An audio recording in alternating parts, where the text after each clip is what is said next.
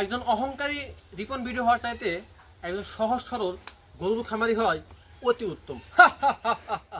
এটাই বাস্তব। আসসালামু আলাইকুম খামারি ভাইরা, আপনারা অনেকে সোশ্যাল মিডিয়াতে আছেন, তারা হয়তো অনেক সময় দেখতেছেন যে রিপনকে নিয়ে কিন্তু অনেক চর্চা হচ্ছে, কারণ রিপন মিয়া বর্তমানকালে এসে অনেক অহংকারী হয়ে গেছে। এটা শুধু রিপন মিয়ার একার দোষ না, এই জগতে যে একটু টাকা পয়সার মালিক হয় সেই কিন্তু তার অতীতটাকে ভুলে যায় এবং সে কিন্তু অহংকারী হয়ে যায়। তো আমি ছোট্ট একটা কন্টেন্ট ক্রিয়েটর, সাথে ছোট্ট একটা আমার গরু খামার আছে। আমার এই জীবনে ওইরকম যেন দিন না আসে যাতে আমি আমার অতীতকে ভুলে যাই, আমি যেন অহংকারী হয়ে যাই। আমার একটা চাও, আমি যেন সবসময় মাটির মানুষের সাথে থাকতে পারি, সকলের সাথে মিলেমিশে থাকতে পারি। যদিও আমি মানুষের সাথে কম মিশি, তারপরেও সকলকে আমি সমানভাবে ভালোবাসি। কারণ ভাই, এই দুনিয়াতে আসি এবার কয়দিন। আল্লাহর কাছে সবসময় একটা কথা বলবো, আল্লাহ আমি যে পথে আছি এইখানে আপনি আমাকে হালাল রিজিকের ব্যবস্থা করে দেন। আমি তার সাথে এটাও ভাবি, আমি যেন রিপন মিয়ার মতো সময়ের সাথে না বদলে যাই, রিপন মিয়ার মতো সময়ের সাথে না, যাতে আমাদের দাম্ভিকতা না বাড়ে। সবসময় স্বপ্ন দেখি যেরকম আছি সহজ সরলভাবে, ঠিক আছে, এরকম যেন থাকি। আপনারা হয়তো অনেকে এটাও জানেন আমি কিন্তু মাস্টার্স পরীক্ষা দিচ্ছি, তারপরেও আমি কিন্তু একদম সহজ সরলভাবে থাকি। আমার ড্রেস আপ থেকে শুরু করে আপনারা হয়তো এক গেঞ্জি আমাকে বারবার দেখেন।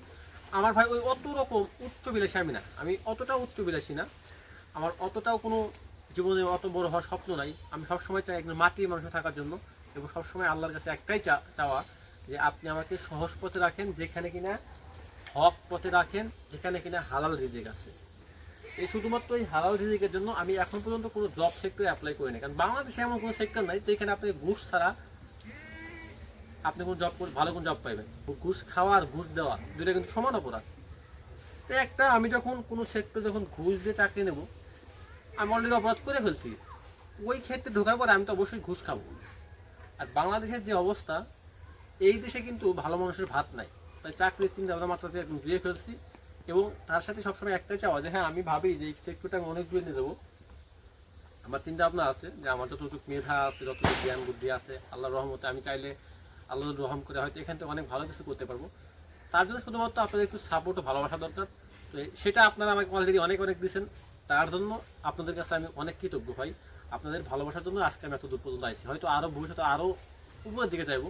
তো আপনাদের কাছে আমি অনেক কৃতজ্ঞ। সেই সাথে মহান আল্লাহ তাআলার কাছে একটা কথাই বলবো যে আপনি আমাকে এমন জীবন দেন যেইখানে আমার মনের ভিতর যেন কখনো অহংকার ঘিরে না বসতে পারে, আমি যেন সকল স্তরের মানুষের সাথে সমানভাবে ওঠা বসা করতে পারি। তো সবাই ভালো থাকবেন, সুস্থ থাকবেন, আমার জন্য দোয়া করবেন। আসসালামু আলাইকুম ওয়া রাহমাতুল্লাহ। আম গাছে আম থাকে, জাম গাছে জাম, সফল একজন খামারি হব, এই গরুর খামারে আমার সকল কাম। হা হা হা হা, এটাই বাস্তব।